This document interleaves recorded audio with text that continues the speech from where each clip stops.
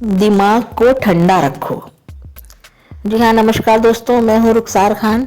आपका रुखसार Khan infotainment channel में स्वागत है। ये हमारी आज की कहानी का शीर्षक है, दिमाग को ठंडा रखो। तो चलिए हम कहानी शुरू करते हैं।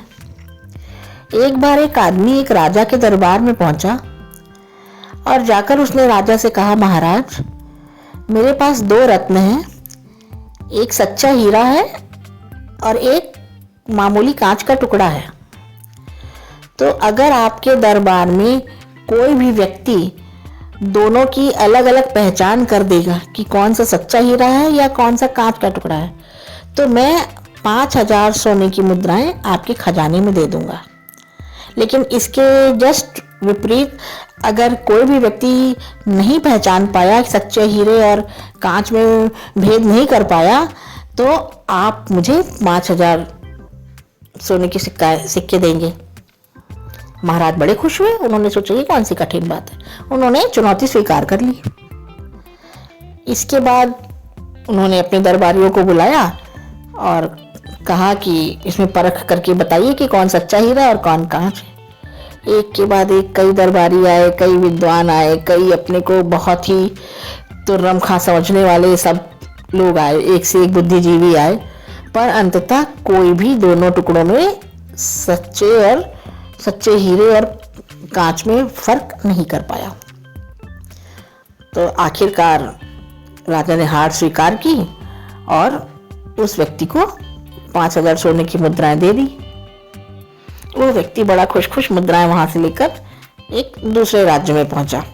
वहां जाकर भी उसने वही सवाल दोहराया कि मेरे पास 2 रत्न हैं और सच्चे हीरे और कांच में परख करके बताइए।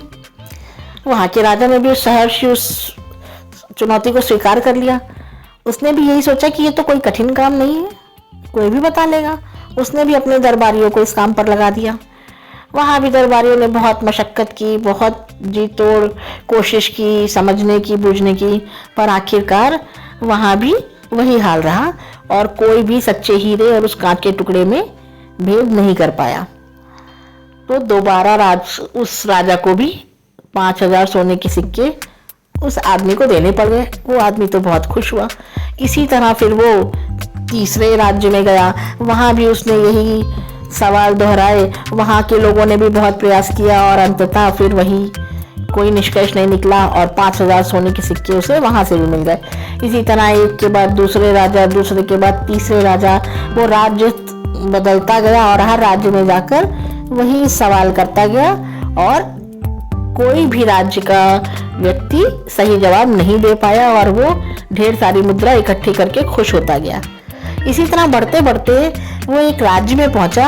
उस समय सर्दियां आरंभ हो गई थी, ठंडे का मौसम था और इस वजह से उस राजा ने अपना दरबार बाहर खुले में लगा रखा था कि थोड़ी धूप मिलती रहे। अब ये आदमी उस दरबार में पहुंचा। वहां जाकर भी इसने कहा, महाराज की जय हो, और मैं बहुत दूर से आया हूँ। मेरे पास 2 रत्न हैं, एक सच्चा हीरा है और एक कांच का टुकड़ा है, और यदि आपके दरबार में कोई भी व्यक्ति उन दोनों टुकड़ों में से सच्चे हीरे और कांच की अलग अलग पहचान कर लेगा, तो मैं आपके खजाने में 5,000 स्वर्ण मुद्राएं दान कर दूंगा, और नहीं तो आप मुझे 5,000 स्वर्ण मुद्राएं देंगे। राजा ने कहा, बिल्कुल ठीक। उसने लगा दिया अपने दरबारियों को काम पर कि भाई पता करिए, परख कीजिए कि कैसे पहचानिए जल्दी कि मतलब कौन सा कांच का टुकड़ा है और कौन हीरा है। सब दरबारी, सब विद्वान, सारे राज दरबार के लोग एक एक करके प्रयास करते रहे। फिर धीरे धीरे मुनादी पिटवा दी गई, खबर पूरे राज्य में भी पहुंच गई कि भाई जितने और बुद्धिमान है, बुद्धिजीवी वर्ग है, सब आए और अपने अपने बुद्धि का इस्तेमाल करके सही और हीरे और कांच का भेदभाव कर पाए। लेकिन दूर दूर तक से बहुत लोग आए, बहुत कोशिशें की, पर कोई भी हीरे और उस टुकड़े में फर्क नहीं कर पाया, क्योंकि दोनों देखने में बिल्कुल हूबहू एक जैसे लग रहे थे। तो राजा बड़ा उदास हो गया। उसने सोचा कि अब तो मुझे भी 5,000 सोने की मुद्राएं देनी पड़ेंगी, क्योंकि अब मैं अपनी बात हार गया हूँ। उसने बड़े दुखी मन से अपने खजांची को कहा, आदेश दिया कि जाओ 5,000 सोने की मुद्राएं निकाल लाओ। इतने में उसी राज्य का एक बुजुर्ग अंधा व्यक्ति, बूढ़ा अंधा व्यक्ति वहां आया। उसने भी सबसे सुन रखा था। उसने कहा कि महाराज रुकिए, क्या मैं उन दोनों टुकड़ों को अपने हाथ में ले सकता हूँ? अब लोग तो हंसने लगे, कानाफूसी होने लगी। लोग कहने लगे कि आंखों वाले तो कुछ परख कर नहीं पाए, ये अंधा क्या करेगा। कोई कुछ बोलने लगा, कोई कुछ बोलने लगा। पर राजा ने, विस्मित तो राजा भी हुआ इस बात से, पर उसने फिर भी धैर्य रखा और उसने कहा ठीक है, लीजिए आप भी प्रयास कीजिए। और एक दरबार में जाकर दोनों टुकड़े उस अंधे व्यक्ति के हाथ में दे दिए। अब उस अंधे व्यक्ति ने एक बार एक टुकड़े को छुआ, एक बार दूसरे टुकड़े को छुआ। थोड़ी देर वो दोनों टुकड़ों को देखता रहा। उसने अपनी हथेली पे दोनों टुकड़े रखे रहे थोड़ी देर। अब उसके बाद फिर उसने एक टुकड़े को छुआ, फिर दूसरे टुकड़े को। सब बड़े हैरान कि ये क्या कर रहा है। 5 मिनट के बाद, 5 या 10 मिनट के बाद उसने एकदम से एक टुकड़े को अपने हाथ में उठाया और महाराज की तरफ दिखाते हुए कहा कि महाराज, ये है सच्चा हीरा और दूसरा वाला है कांच। उसका ये उत्तर सुनते ही वो व्यक्ति जो इस सवाल को लेकर आया था वो एकदम चौंक गया। उसकी आंखें चमक गई, खुश हो गया वो बहुत। उसने कहा हाँ, बिल्कुल सही बताया आपने, यही है सच्चा हीरा और वो है कांच। राजा भी बड़ा चौंक गया। सब तरफ खुशियों की लहर दौड़ गई कि भाई 5000 मुद्राएं देनी नहीं पड़ी और बल्कि हम लोग जीत गए। उस व्यक्ति ने जो आया था उसने राज दरबार में 5000 मुद्राएं दान कर दी। लेकिन जब दान तो कर दी, उसके बाद उसने कहा कि मैं बड़ा चकित हूँ बाबा, आप तो आंख से देख भी नहीं पाते हो, आपने कैसे पता लगाया, क्या आप मुझे बता सकते हैं? तो 2 मिनट वो बूढ़े अंधे बाबा जो थे वो मुस्कुराए। फिर उन्होंने कहा महाराज, कांच का एक गुण होता है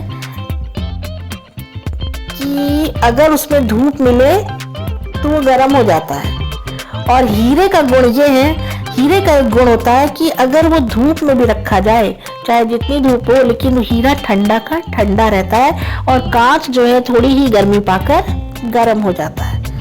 तो मैंने हाथ से छूकर स्पर्श किया और जो 10 मिनट धूप में रहने के बाद भी जो टुकड़ा ठंडा रहा वो हीरा था। इस तरह मैंने अपनी समझबूझ से, अपने विवेक का इस्तेमाल करके, विवेक का प्रयोग करके ये बड़े आसानी से मैंने पता लगा लिया कि कौन सा टुकड़ा कांच का है और कौन सा टुकड़ा हीरा है। क्योंकि कांच जो है ना वो हम इंसानों की तरह है। जरा सी गर्मी मिली, जरा सी परेशानियां आई, या परेशानियां कहिए या जरा सी गर्मी दम्भ की भी होती है। सफलता की जरा सी भी गर्मी मिली, जरा सा भी बिजनेस अच्छा चलने लगा, जरा भी अच्छा प्रमोशन हो गया, जरा भी अच्छे नंबर आ गए, बस उस घमंड से, उस सफलता की गर्मी से बिल्कुल गर्म हो गए और अपने बराबर फिर किसी को समझा ही नहीं, दम्भ से भर गए। लेकिन हीरा उस विवेकवान, उस धैर्यवान पुरुष की तरह होता है जो चाहे जितनी भी सफलता हासिल कर ले, चाहे उसके जीवन में जितने भी पॉजिटिविटीज होती जाएं, पर वो कभी भी दंभ की गर्मी से भरता नहीं।